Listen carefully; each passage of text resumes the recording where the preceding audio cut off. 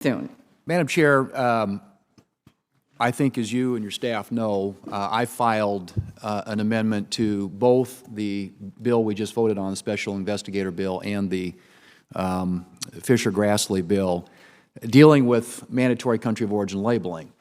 I think that when you're talking about transparency, when you're talking about pricing in cattle markets, there probably isn't anything that matters more to producers around this country than being able to differentiate their product from other products that are imported from other places around the world.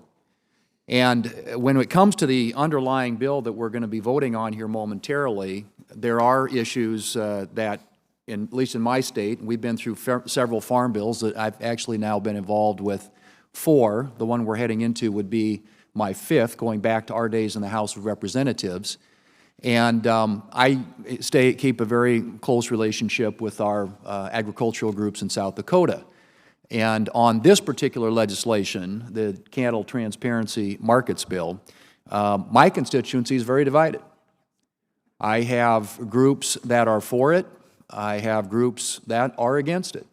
And I like to listen to all my groups. It'd be nice if there was a position where there was more unity. We've had people testify in front of this committee. Justin Tupper, who runs the St. Onge Sale Barn in South Dakota, did a great job of explaining some of the issues related to cattle pricing these days, and he's a supporter of this bill.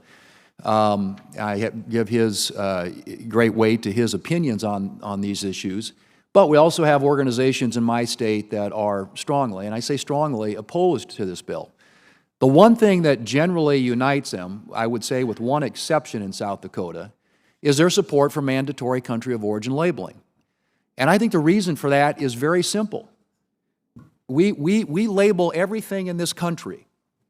The tie that you're wearing, all the clothes that you're wearing, my belt, everything we wear, everything we buy in this country is labeled, except the thing that we put in the center of our plate. Beef and pork. We label poultry. We label lamb. We label fish. We don't label beef and pork. And I think we have tried this before, and we've run into resistance from the World Trade Organization, and so this was repealed over my objections back in 2016 in an appropriation bill. But we worked hard in 2 previous farm bills to get country of origin labeling included. Now, since it was repealed in 2016, a lot has happened. We passed USMCA. The 2 objectors to country of origin labeling at the World Trade Organization were Canada and Mexico.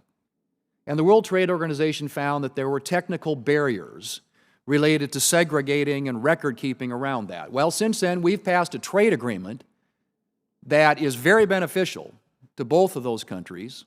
We have a lot of new technology these days that should eliminate some of the record-keeping and segregation issues that always seem to get in the way of this.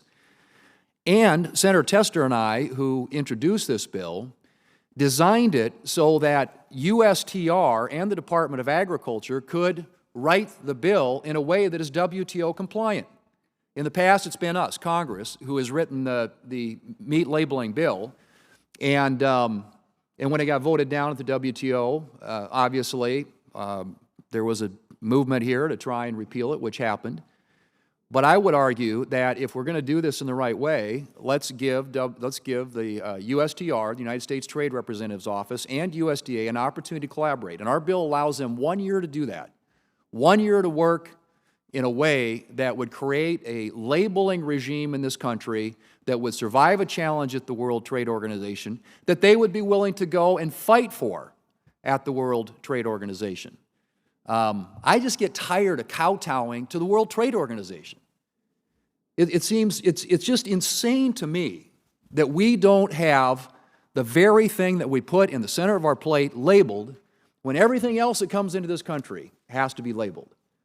So, I know this is not, I've been asked by everybody not to offer this amendment today, but I'm just going to tell you, the issue is not going away. We got a farm bill coming up, and at some point, we're going to have to go on the record about whether or not we support labeling beef and pork. And again, in a way, this bill is designed in a way to give USTR and USDA a lot of input into how this is done. But I will simply tell you that when you're talking about transparency in markets, when you're talking about pricing, there probably isn't anything that is more important to that objective than giving consumers in this country an opportunity to be able to purchase products that are born, raised, and harvested right here in the United States, and giving producers in this country an opportunity to differentiate their product.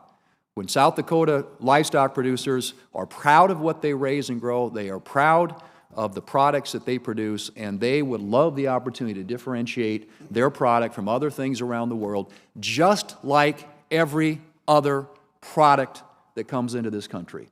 And so, Madam Chair, I filed an amendment. I think it's fitting to have this conversation around this particular subject because it does deal specifically with pricing and with transparency, both of which I think country of origin labeling addresses. But I'm just telling you, I understand that perhaps today there aren't the votes to pass this, but I'm going to tell you that this is not an issue that's going to go away, and we're going to work very, very hard. And hopefully, I've talked with you about this. Create an opportunity. We don't have a lot of markups in this committee. We typically, that happens around the Farm Bill, but this issue will be discussed and debated again. So I'm not going to force a vote on the amendment.